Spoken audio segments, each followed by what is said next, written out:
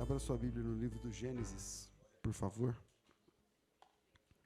Gênesis, capítulo 31.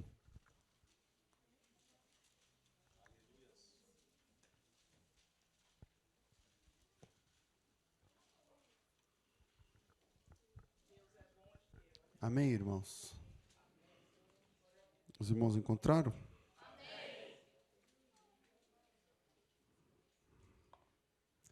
O texto diz assim: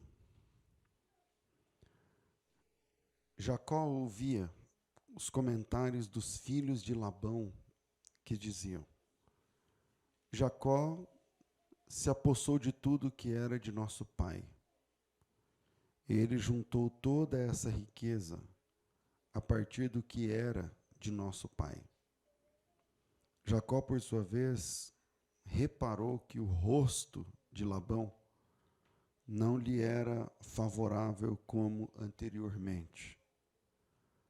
Então o Senhor disse a Jacó: Volte para a terra dos teus pais, para a terra da tua parentela, e eu serei contigo.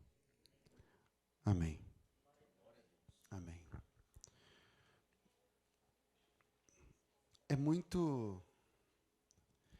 muito legal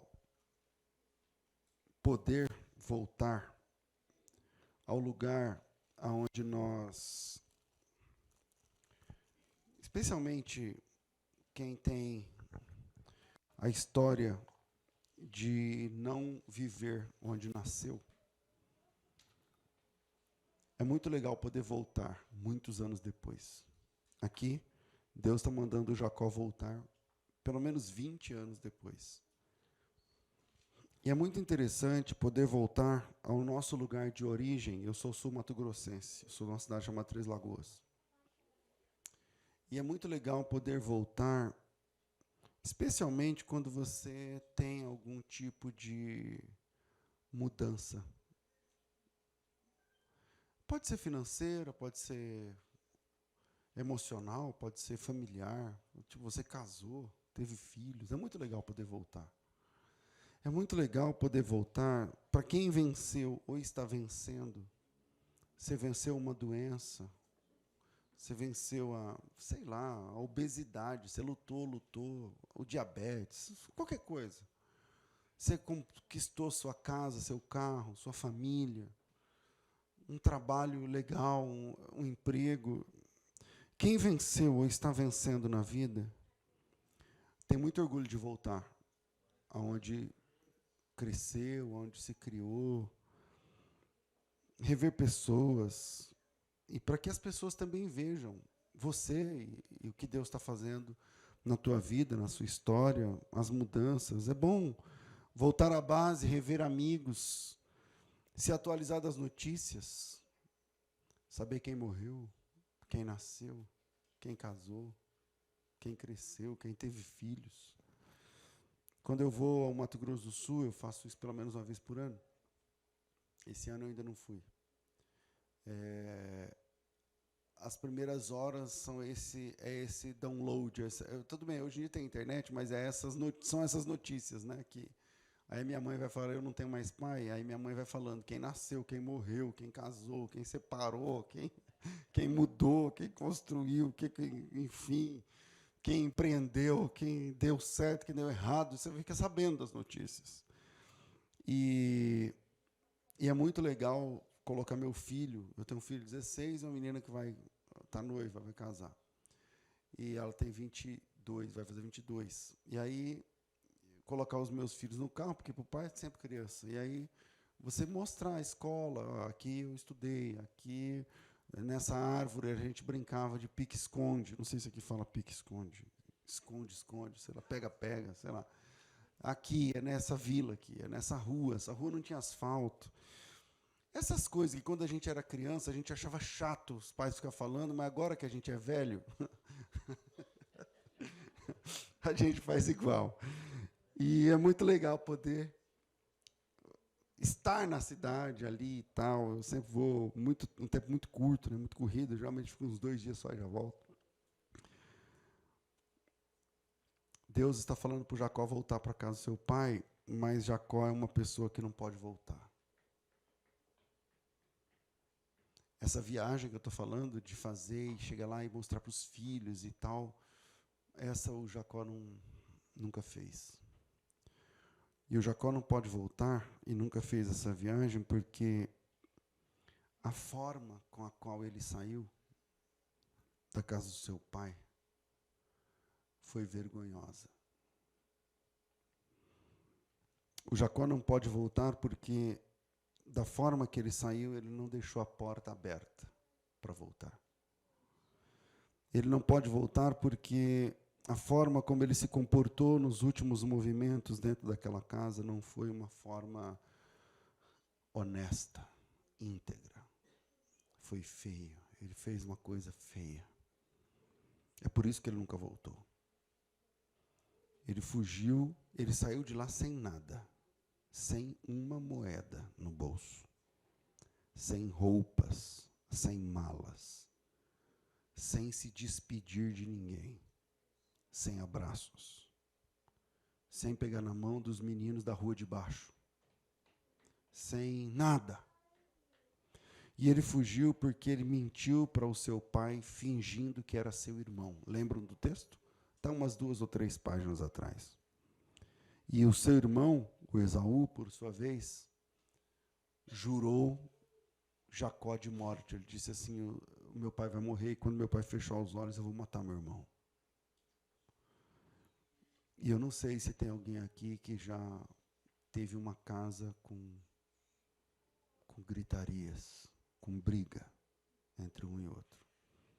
Deve ser horrível. E por causa disso, a mãe de Jacó e do Esaú, dos gêmeos, a Rebeca, cuidou de tudo para que o Jacó fugisse para Harã, em busca de abrigo na casa do seu tio, irmão dela. Você vai para a casa do meu irmão, ele é seu tio, chega lá e fala que você é meu filho, ele te recebe. Naquela época, você imagina, não tinha telefone, não tinha condições de... Eu estou dizendo que quando Jacó chega lá na casa de Labão, ninguém estava esperando. Ninguém estava preparado. Não tinha como ela mandar alguma coisa antes para falar, meu filho está indo aí, tá? Não. E foi assim que o Jacó chega em Harã. Outro país, outra língua, ele teve de aprender o aramaico. Quem mora em Harã fala aramaico. Fugido, jurado de morte, sem se despedir dos pais, do irmão, dos amigos, e deixando para trás um rastro de ódio, uma história de vergonha, um desejo de vingança, uma jura de sangue derramado e uma família esfacelada, em parte por suas atitudes inconsequentes. Mas nesse texto do capítulo, isso é o capítulo 26, 27, mas aqui no capítulo 31 que nós lemos, se passaram 20 anos. E 20 anos depois, Jacó é rico, ele venceu na vida, ele é milionário. Ele tem muito dinheiro. 20 anos depois, o Jacó é casado, ele tem 2 esposas. 20 anos depois, o Jacó tem filhos. Ele tem mais 2 concubinas e filhos com todas essas mulheres. 20 anos depois, o Jacó é estabilizado, ele tem funcionários, ele tem rebanhos. As pessoas da região de Harã vão até ele para tomar conselho sobre compra e venda, sobre negócios, sobre dinheiro, sobre expandir coisas, sobre um monte de coisas. Para quem chegou em Harã, literalmente com uma mão à frente e outra atrás, Jacó fez história. Ele cresceu. Deus abençoou Jacó. Deus estendeu as mãos, ele tem dinheiro, ele tem bens, ele tem rebanhos, ele tem funcionários, ele tem nome, ele tem tudo. Só tem um problema. Os filhos de Jacó, que à época aqui, acho que eram 12, e vai nascer mais um, que é o Benjamim, que ainda não nasceu aqui nesse texto. Os filhos de Jacó só conheciam Canaã de ouvir falar. Os filhos de Jacó só conheciam Abraão, Isaque, de ouvir falar, que são os avós e bisavós deles. O Isaac nunca beijou um filho do Jacó, até esse texto. A Rebeca nunca pegou um neto na mão, no colo, nunca deu banho em neto nenhum. Por quê? Porque o Jacó escolheu a inconsequência como estilo de vida e depois a fuga como medida paliativa. E agora os seus filhos só conhecem de longe as histórias. Sabe a história do Moriá? Porque quem que esteve deitado naquele altar no Monte Moriá? O Isaac, que é o pai do Jacó, que é avô dos meninos, que estava vivo. Mas essa história, que devia ser uma história muito legal, ouvida da boca de Isaac ou da boca de Jacó. Aí, o meu avô, ele contando para os filhos, pegou meu pai e colocou em cima do altar de lenha e levantou a faca e ele ia matar o meu pai. Mas aí apareceu um anjo. Mas os filhos de Jacó só ouviam essas histórias como, gente, histórias que alguém está contando. Eles nunca ouviram essa história falada na primeira pessoa, falada pelo próprio Isaac. As histórias sobre as peregrinações de Isaac cavando poços, que anteriormente tinham sido cavados pelos seus pais, e o pessoal entulhando os poços e tal. Essas coisas, os altares levantados, as provisões, as peregrinações, para eles eram meras histórias, porque esses filhos nunca viram o vovô Isaac, a vovó Rebeca, tudo isso porque Jacó foi inconsequente, tudo para alcançar a tal da bênção do Isaac. E por isso Jacó é o cara que venceu, mas não pode voltar à sua origem. Ele venceu, mas ele não pode voltar no quarteirão da sua casa e mostrar a velha árvore para os seus filhos. Mostrar a professora agora aposentada, apresentar aos seus filhos, não pode. Ele não pode. Por quê? Porque ele deixou lá histórias mal resolvidas. Até que chegamos nesse texto de Gênesis 31. E Deus chega em Jacó e fala assim, Jacó, versículo 3, volta para a casa do teu pai, para o meio da tua parentela, volta, porque eu serei contigo. Voltar para Jacó não era uma opção. Voltar para Jacó não era uma tarefa fácil. Voltar para Jacó era muito difícil. Por isso ele nunca foi. Por isso seus pais não conhecem seus filhos. Por isso ele nunca pisou o pé lá. Ele está jurando lá, ele é um persona non grata. Lá ele é procurado. Lá não. Lá não. E problema de família. Problema de família. E se tem alguém aqui ouvindo essa palavra, que tem no seu WhatsApp pessoas bloqueadas, histórias mal resolvidas, talvez essa palavra faça mais sentido a você do que aos demais. Se tem alguém aqui que tem pessoas, ou histórias, ou situações que ele não pode mais visitar, por conta de histórias, eu sei, você tem sua razão, eu não quero entrar no mérito, eu só vim aqui falar o que Deus mandou. Mas talvez essa palavra faça mais sentido para você. Eu vou deixar 2 ou 3 pontos para a gente pensar nesse texto e termino. Primeiro, Deus, o plano de Deus é construir novas histórias, mas em cenários antigos. Novas histórias, mas cenários antigos. Nós pensamos que o grande plano de Deus tem a ver com transformar situações. Senhor, transforma essa situação, está passando por isso, a situação é essa, tal, resolve isso aí, tal, muda tudo, faz uma história nova, faz tudo novo, eis que tudo novo se fez, tudo se fez novo, tem música para isso e tal. Mas tem uma questão, Deus ele não transforma situações, ele transforma pessoas. Deus ele transforma gente. O Evangelho atua em pessoas, em gente. E gente transformada por Deus é que altera as situações. Gente transformada é que resolve as questões que precisam ser resolvidas. A gente acredita que Deus muda o cenário, Mas Deus não é... o foco... Claro, Deus faz o que Ele quiser. Mas o grande foco de Deus não é mudar o cenário, mas é mudar as pessoas. O Evangelho transforma gente.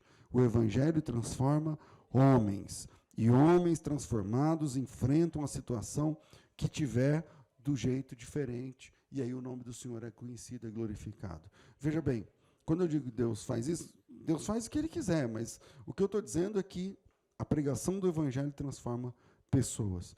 E acho que o grande lance, eu vim pensando sobre o Evangelho de Jesus, acho que o grande projeto é quando Deus ele transforma pessoas e devolve as pessoas para os velhos cenários.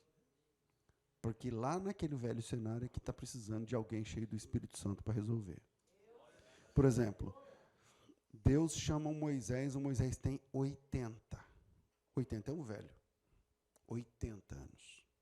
80 anos. O Moisés já tinha sido jovem, o Moisés já tinha sido príncipe, o Moisés já tinha sido filho da filha do faraó, o Moisés já tinha sido cientista, porque lá em Atos 7 fala que ele se formou em toda a ciência do Egito. O Moisés já tinha sido importante. O Moisés já tinha sido procurado pela polícia, porque ele matou uma pessoa. O Moisés já tinha virado fugitivo. Com 80 anos, o Moisés já tinha sido um monte de coisa. E aí chega Deus e fala para Moisés, Moisés, eu tenho um plano para você. Para mim, como é isso? Está vendo essa sarça acesa? Eu acendi essa sarça para chamar a sua atenção. Funcionou. Mas agora eu preciso chamar a atenção de outra pessoa, do faraó lá no Egito. E para isso, eu não vou usar uma sarça, eu vou usar você. Como isso? Eu vou mandar você de volta para o Egito. De volta para o Egito? Existe um padrão. Olha o padrão surgindo. O cenário antigo para Moisés é voltar para o Egito. E Deus, ele vai devolver o Moisés naquele cenário, mas o plano é o seguinte, Moisés, eu vou te mandar como missionário no mesmo ambiente onde antes você era príncipe. Lá atrás você era príncipe. Agora você vai como missionário. Antes você era o cara. Agora você vai como um homem enviado por mim.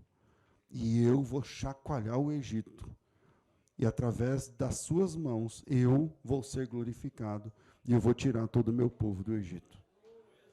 Ou seja, o Moisés está indo ser nova história no velho cenário. Quando Moisés entra no palácio para falar com o faraó, ele cresceu ali. Aquele cenário é o velho para Moisés. Ele cresceu correndo naquela... Estavam essas crianças aí, ele cresceu no meio do palácio do faraó, porque ele era filho da filha do faraó, de consideração. Quando Moisés vai ao Nilo, e o Nilo se transforma em sangue e tudo mais, o Moisés ele cresceu ali. Então, existe um plano, um projeto dentro do Evangelho, da Bíblia, de Gênesis a Apocalipse, que se resume nisso. Por exemplo, quando você pega o filho pródigo, ele pega o corte que o filho pródigo está dentro do chiqueiro. Ele está disputando comida com porcos. É o que a Bíblia diz. Desejava encher o estômago com as bolotas que os porcos comiam. E ele para e cai em si. E ele fala, quantos funcionários do meu pai têm fartura de pão? E ele está começando a lembrar do velho cenário. Por que ele não voltou lá, antes de ir para o chiqueiro? Ele não voltou lá porque o que ele fez com o seu pai foi feio. Ele não voltou lá porque o que ele fez, ele pegou o dinheiro da herança antes do pai morrer. Isso é feio. Isso é feio. A herança é um bem de família que você tem direito quando a pessoa morre. Mas quando ele adianta o processo, é como se você dissesse assim, pai, para mim é como se eu tivesse morto. Então me dá logo, vamos adiantar o processo, me dá o dinheiro que eu tenho direito, que vai ser meu quando o senhor morrer, e eu tenho projetos, eu tenho minha... Por isso ele nunca voltou na casa do seu pai. E aí, quando ele cai em si, porque o filho pródigo é a última de 3 histórias contadas na sequência por Jesus. A ovelha perdida, a dracma perdida, e aí o filho pródigo. A ovelha, o pastor perdeu a ovelha, largou tudo, foi atrás da ovelha. A mulher perdeu a moeda, limpou a casa até achar a moeda. O filho foi embora e o pai não foi atrás. O pastor foi, a mulher foi, o pai não foi. Por que o pai não foi? O pastor foi porque a ovelha não sabia voltar. A moeda não sabe nem que ela existe. Ela precisa de alguém. Ambos precisam de ajuda. A moeda sabia que ela estava perdida? Não. Você já foi pregar o evangelho para alguém que nem sabe que está perdido? Essa pessoa precisa de ajuda. Por isso a igreja existe. Para falar para as dracmas perdidas que elas estão perdidas, que elas precisam de ajuda. Mas esse filho, ele sabe voltar. E aí, por isso, o pai não vai atrás. E aí, quando ele cai em si, ele se levanta e volta. E quando ele volta, se você olhar lá em Lucas capítulo 15, quando ele volta, lendo o texto, você quase vê uma foto da forma como esse pai recebe esse filho. Ele abraça, beija o pescoço. O cara está vindo do chiqueiro, de porcos. Ele fede. E o pai podia muito bem dizer: o que você fez com o meu dinheiro? Vai tomar banho, depois a gente conversa. Mas não. Esse pai está com muita saudade. Então ele abraça esse filho e beija o seu pescoço. E aí, quando você olha nessa foto que está na Bíblia quase, eu digo que ali tem um cenário, tem um pai abraçado com um filho na frente de um portão. Aquele portão é o mesmo, aquela casa é a mesma, aquele pai é o mesmo, aquele cenário é todo o mesmo. Só tem uma diferença, é que esse menino que está abraçado com o pai não é o mesmo que saiu daquela casa. Aconteceu algum processo no meio que ele foi transformado em outro tipo de gente, por isso ele voltou. Então, o Evangelho, por exemplo, lá em Marcos capítulo 5, se você puder, abre aí, em Marcos capítulo 5.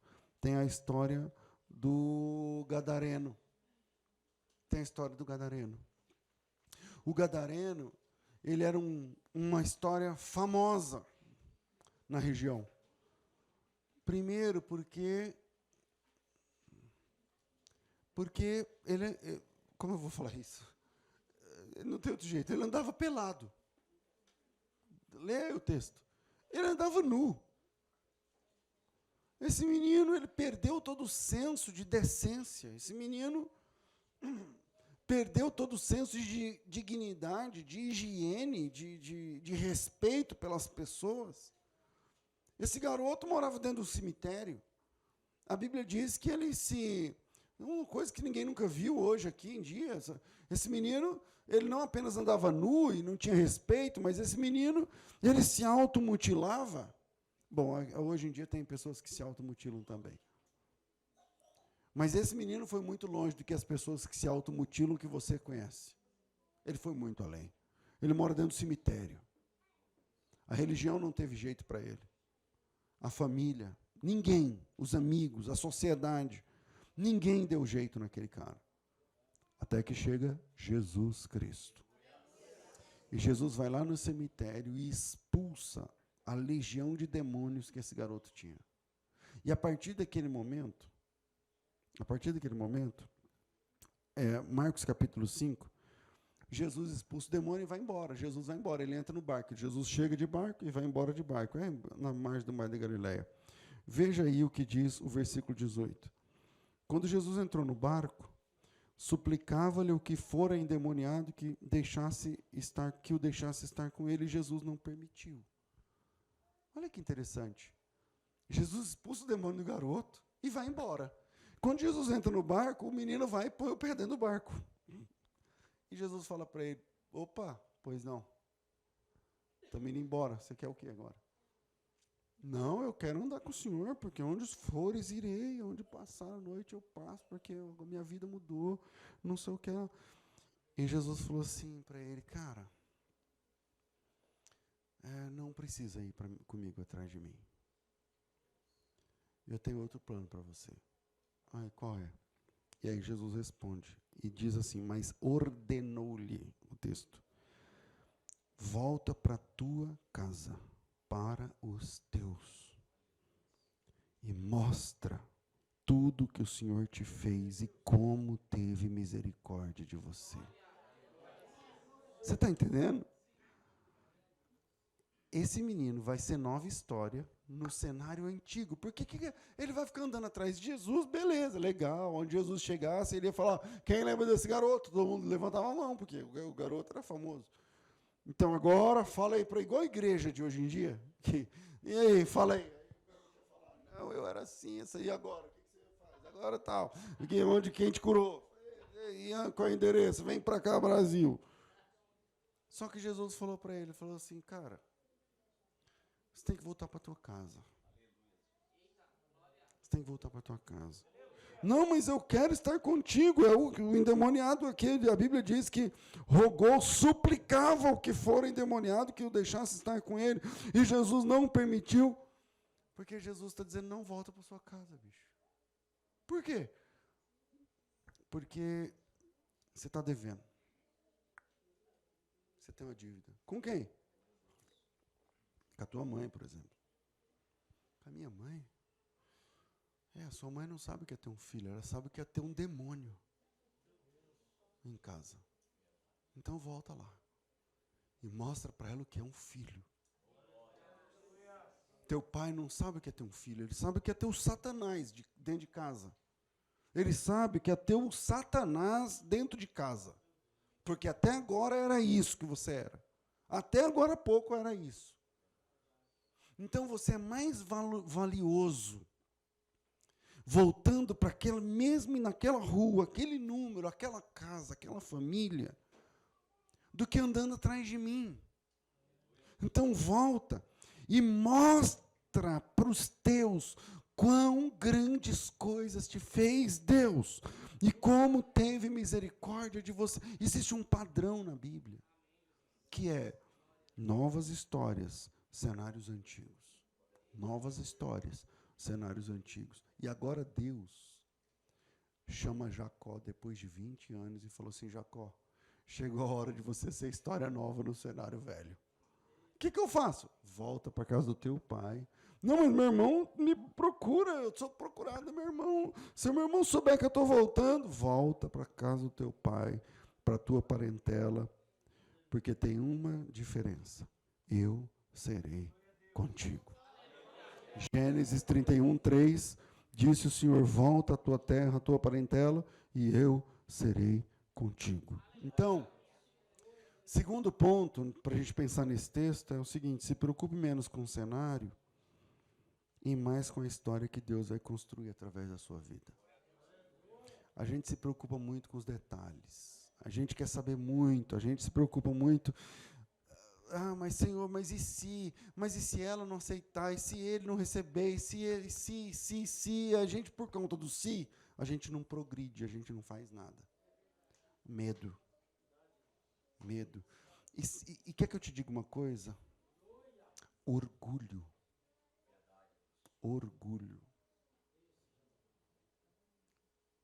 Tem pessoas que você não conversa, puxa, ou é orgulho de um, ou é o orgulho dos dois? Se vocês já foram amigas e não se falam, tem orgulho aí no meio.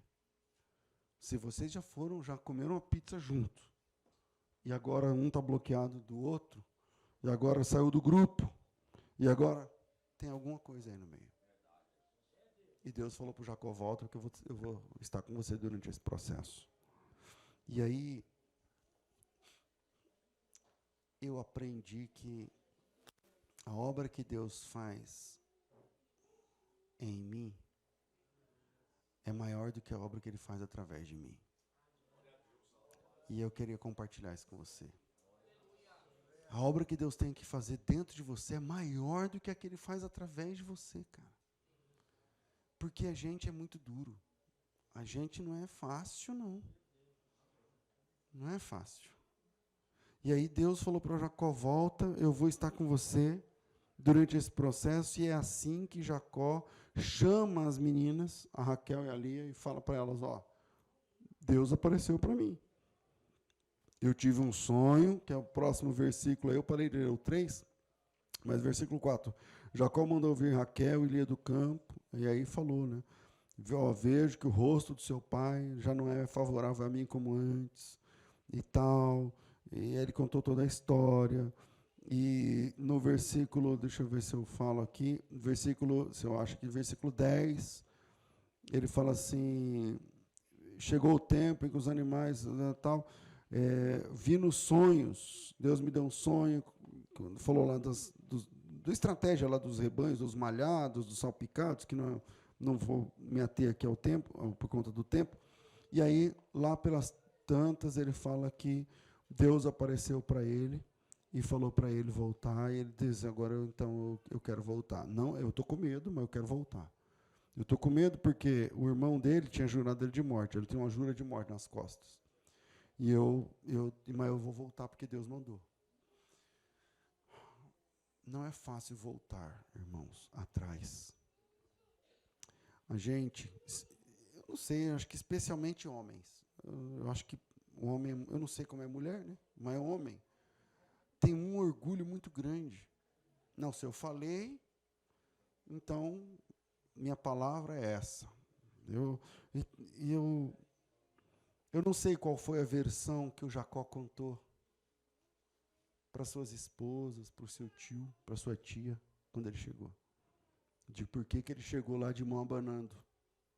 Eu não sei qual foi a história que o Jacó contou para os seus filhos. Eu não imagino qual foi a narrativa que Jacó apresentou aos seus familiares. Mas eu sei que, olhando o capítulo 31, seja qual foi a história que ele contou, que ele arrumou, esse Jacó está arrumando as malas agora para voltar para a velha casa, para o velho pai, para a velha mãe, para o velho cenário. E aí é que a coisa se complica. Porque na saída, na partida, quer ver? O Jacó, ó, versículo 21. 20. E Jacó enganou Labão, o arameu, não revelando os planos de fugir. 21. Fugiu com tudo que lhe pertencia. Levantou-se, passou o Eufrates e tomou o rumo dos montes de Gileade. Essa viagem é uma viagem de quase 1.000 quilômetros. No terceiro dia, Labão foi avisado que Jacó tinha fugido. Irmãos, Deus não mandou Jacó fugir escondido. Ele só mandou ele voltar para casa dos seus pais. Só que Jacó é uma pessoa que não sabe sair das coisas. Eu sei disso porque nós sabemos disso porque nós sabemos como ele saiu da casa do seu pai. E agora ele está saindo da segunda casa que ele morou. Como? Fugido na primeira, fugido na segunda. Escondido na primeira, escondido na segunda. Jacó é um cara que não sabe fechar ciclos. O Jacó é um homem que não sabe finalizar processos. O Jacó é um homem que não sabe pôr pontos finais nas coisas, da forma direita. Deus está falando com ele, mas Deus não falou assim, ó, foge escondido, hein? Não conta para ninguém. Deus falou isso? Não, ele só falou, prepara e volta para casa do seu pai. O que ele tinha de fazer como homem? Chegar no Labão, estender a mão, falar, ó, quero te agradecer, me perdoa por alguma coisa. Agora, isso vai acontecer, não graças a Jacó, graças ao Labão. Porque aí o Labão, o sogro, que também é tio, estão ligados, né? Ele pega os seus próprios irmãos, versículo 22. Labão foi avisado que Jacó fugia, reuniu os seus parentes. Tem uma versão que fala irmãos, essa versão é melhor, essa aqui eu não gosto. Os seus parentes, e saiu no encalço de Jacó por 7 dias de viagem. O Labão está atrás de Jacó. Os irmãos do Labão, que são tios do Jacó, estão atrás dele. Os filhos de Labão, que são cunhados de Jacó, estão atrás dele. Precisava disso? Por quê? Porque o Jacó é um homem que não sabe sair. Quando Davi assumiu o trono, ele fez uma oração. A oração de Davi é assim: Senhor, que eu saiba entrar e sair diante de Israel. Porque tem situações que a gente tem de sair. E você não precisa virar inimigo de ninguém para sair. Não precisa de gritaria para sair. Você tem que finalizar uma sociedade que você entrou de sócio com alguém e não deu certo. Tem a forma certa de sair. Vocês podem continuar amigos. Vocês podem continuar amigos. Sei lá, uma parceria de trabalho que você contratou alguém, ou você foi contratado por alguém, não está mais gostoso, não está mais... Tem a forma certa de sair. Peça para Deus essa graça de saber entrar e saber sair. E o Jacó é um homem que não sabe sair. E ele passa a mão nas esposas, nos filhos, concubinas, nos negócios, no dinheiro, nos bens, nos rebanhos. E ele espera que o Labão vá tosquear. A tosquia demora dias. E ele, aqui no caminho. Agora, isso é justo? O cara tem 12 filhos. É justo para ele fazer com que o seu sogro, que é avô das crianças, não dê um beijo em cada neto? Um abraço em cada filha? Ele está levando 2 filhas do cara. Vê se pode isso. Não pode. Está errado. O Labão está certo. O Jacó está errado. E aí o Labão vai ao encontro de Jacó, tem o esquema, a história lá dos terafins, dos ídolos domésticos que a Raquel furtou, que não entram, eu não vou entrar nesse mérito, que não é o assunto. E aí, seja como for, o Labão encontra o Jacó, descasca o Jacó, e com razão. Aí eles acabam se perdoando, se encontrando. Só que falta uma coisa ainda. Falta uma transformação na vida do Jacó. Lembra que eu dizia agora há pouco que Deus ele transforma homens. Não são situações, são pessoas. Para de orar pedindo para Deus transformar a situação e começa a orar pedindo para Deus transformar você. Porque você resolve a situação. E aí o Jacó, ele faz uma aliança com Labão, levanta um altar, porque eles nunca mais vão se ver, meu Deus do céu. E aí o Jacó continua no seu caminho de volta. E continuando no seu caminho de volta, avisam a ele que o seu irmão Esaú está vindo com 400 homens atrás dele, porque descobriu, ficou sabendo que ele estava indo embora. E aí o Esaú preparou 400 guerreiros para pegar o Jacó. Agora, tem o Esaú atrás de Jacó. Já estava o Labão atrás de Jacó. Os cunhados atrás de Jacó, os tios atrás de Jacó, agora o irmão atrás de Jacó, agora os 400 homens atrás de Jacó. Tem mais. O Isaac, é que ele é velho, mas ele também queria ver o Jacó. Porque do jeito que ele saiu 20 anos atrás, tem mais. A Rebeca também quer ver o Jacó. Tem mais. Deus quer pegar o Jacó, lembram? Que é a continuação do texto. Quem pega o Jacó? Deus. Aonde? Lá no Val de Jaboque. Está todo mundo atrás do Jacó. Está todo mundo querendo pegar o Jacó.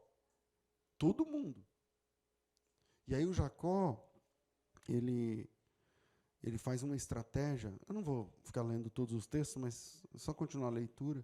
E ele divide as pessoas, ele coloca rebanhos atrás de rebanhos, e aí ele diz assim, se o meu irmão encontrar vocês, o primeiro, fala que isso aí é um presente para meu irmão. Porque meu irmão está vindo aí para me matar. Fala que isso aí é um presente para ele. E se ele encontrar o segundo, fala que é um presente para ele. Vai tuchando ele de presente até ele, para ele falar assim, ué, meu irmão então é rico, meu irmão então, não vou matar meu irmão é um bom negócio, então tá. Não sei qual que ele pensava. Mas ele dividiu os rebanhos e ele foi ficando por último. Versículo de número 18. Quer ver? Versículo de número 17. Não, 16. Entregou-os aos seus servos, cada rebanho à parte. Então disse aos servos, vão à minha frente e deixem espaço entre rebanho e rebanho. E ordenou ao primeiro servo, dizendo: quando meu irmão Esaú se encontrar com você e perguntar de quem você é, para onde vai, responda: são do seu servo Jacó. Isso é um presente para que ele está enviando ao meu senhor Esaú, eis que ele mesmo vem vindo atrás de nós. E aí Jacó ordenou ao segundo, ao terceiro, a todos os que vinham conduzindo os rebanhos. Ele ficou por último. E ele ficou por último. Só que ele ficou tão por último, de medo, que ele passou uma noite de diferença. Ele está uma noite atrás, um dia atrás, que é o versículo de número 21. Assim mandou presentes à sua frente, e ele, porém, ficou aquela noite no acampamento. Aí, naquela noite, de todo mundo que estava atrás de Jacó, Deus foi o primeiro. Deus pegou o Jacó. E aí o Jacó, vocês conhecem o texto, né? Lutou com Deus a noite toda e tal. E ele teve esse encontro com Deus, e esse encontro foi transformador. E o Jacó passou a ser um outro tipo de gente depois daquele encontro com Deus. Sabe o que falta de tudo isso? É encontro com Deus. Um encontro com Deus resolve tudo. Um encontro com Deus resolve tudo. Um encontro com Deus põe pontos finais do jeito que tem que ser. O encontro com Deus adestra a gente a andar do jeito certo, a falar do jeito certo, a fazer do jeito certo, a viver do jeito certo. E aí, eu já vou encerrar. Quando o Jacó luta com Deus, Deus fala assim para ele, aquele anjo, que é Deus ali representado no anjo, fala assim para ele, eu vou mudar o teu nome, você não vai ser mais Jacó, mas Israel vai ser o seu nome. Porque como príncipe lutaste com Deus. Como príncipe você luta agora. E isso muda tudo. Quando você tem um encontro com Deus, você luta como príncipe. Quando você tem um encontro com Deus, você anda como príncipe de Deus, como princesa de Deus. E não como uma pessoa que sai deixando mau testemunho para trás, aonde você passa. Que essa era a situação de Jacó até então. E aí, quando a gente vai para o capítulo 30, isso é o 32. Quando a gente vai para o capítulo 33, acontece o encontro. A série de encontros. Porque ele vai encontrar primeiro seu irmão, e depois vai encontrar seus pais. Mas primeiro ele vai encontrar seu irmão. O capítulo 33 diz assim: quando Jacó ergueu os olhos, viu Esaú, que se aproximava, e ia com ele os 400 homens. Então ele repartiu os filhos entre Lia, Raquel, as duas servas, pôs as servas e seus filhos à frente, Lia e seus filhos de trás deles, Raquel e José por último. E ele mesmo, adiantando-se, prostrou-se em terra 7 vezes, e até aproximar seu irmão. Aqui tem uma mudança de padrão, pela primeira vez. O Jacó vivia se escondendo, não é? Saía escondido, não é? Fugiu de casa, não foi? Depois fugiu do seu sogro, não é? Depois do encontro com Deus, muda o padrão. Ele divide os filhos, cada qual com as suas mães, e ele se põe à frente de todo mundo. Ele vai lá na frente e fala: agora é comigo. Agora é comigo. E a gente precisa ter esse padrão. É você que tem que atender o telefone. É você que tem que ligar. É você que tem que tocar a campainha. É você que tem que bater lá na porta da pessoa e falar assim: vim, cheguei, vamos conversar. E o Jacó muda esse padrão aqui nesse texto. Pela primeira vez, o Jacó está chamando a responsabilidade. E aí, a Bíblia diz que ele se prostra 7 vezes até aproximar seu irmão. E aí a gente entra no milagre de Deus. Porque com quantas pessoas, com quantos homens o Esaú vem para encontrar Jacó? 400 homens. Guerreiros. Pessoal com a cara fechada. Pronto a pegar a arma. E aí vem um Jacó prostrado. 7 vezes prostrado. Aí vem um Jacó que luta como príncipe, que toma frente, que muda o padrão, que não é mais o velho Jacó, agora é Israel. E aí, quando quando Jacó faz isso, se comporta como um príncipe de Deus, então acontece o milagre, porque o versículo 4 diz assim, então Esaú, lembra do filho pródigo? Lembra do abraço do pai do filho pródigo? Veja o verso 4. Então Esaú correu ao seu encontro e o abraçou, e lançando-se ao pescoço, o beijou, e ambos choraram. Aí é milagre. Aí é milagre, mas para viver esse milagre, aí, se você continuar a leitura, levantou os olhos, Esaú viu as mulheres, os meninos. Quem são esses que viajam contigo? Tal? São os filhos que Deus graciosamente deu. Então se aproximaram as servas e seus filhos, se prostraram. Chegaram também Lia, os filhos se prostraram. Por último veio Raquel, José, se prostraram. E Esaú perguntou, qual é o teu propósito com todos esses grupos que eu encontrei? E ele disse, é para ter favor na tua presença, na presença do meu Senhor. Então Esaú disse, eu tenho muitos bens, meu irmão. Guarda para você o que você tem. Olha o milagre acontecendo. Isso aqui é milagre. Isso aqui é milagre. Só que esse milagre só acontece na vida de quem tem um encontro transformador com Deus. No começo dessa palavra eu disse, se tem alguém aqui que tem alguma treta com alguém, talvez essa palavra fará mais sentido a você. E eu quero terminar fazendo uma oração.